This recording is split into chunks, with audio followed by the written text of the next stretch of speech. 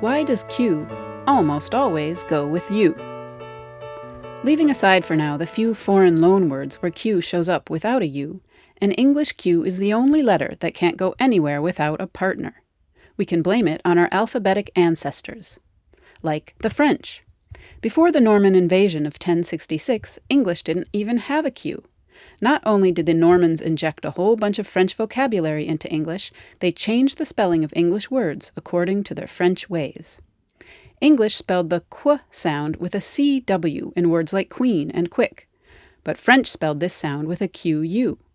To make things extra confusing, French people later stopped pronouncing the w part, but their spelling never caught up with that change. So words that English borrowed much later, like mystique and quiche, have a k pronunciation instead of qu.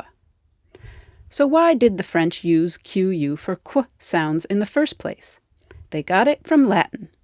For the k sound, Latin used a q when it came before a u sound and a c everywhere else. So quid and quo with a q and caveat with a c.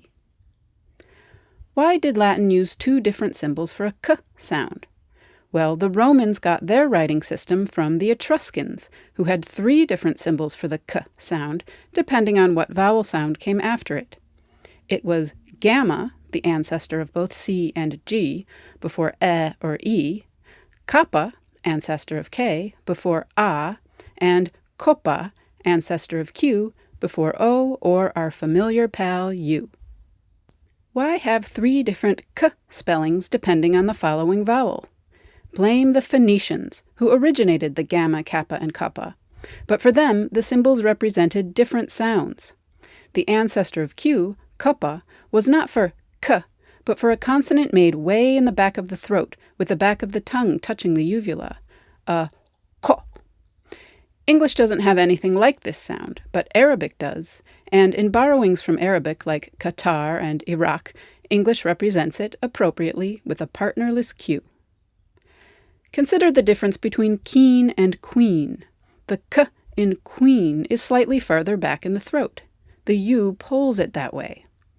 Q went from standing for a way back of the throat consonant to a slightly back of the throat consonant. From there, its pronunciation fate changed from era to era and language to language, but its partnership with U remained strong through the centuries, giving us a tiny window back to the origins of our writing system.